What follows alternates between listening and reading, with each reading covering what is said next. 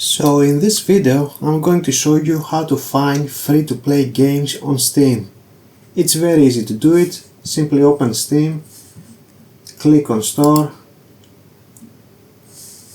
go over here on the search menu and type free.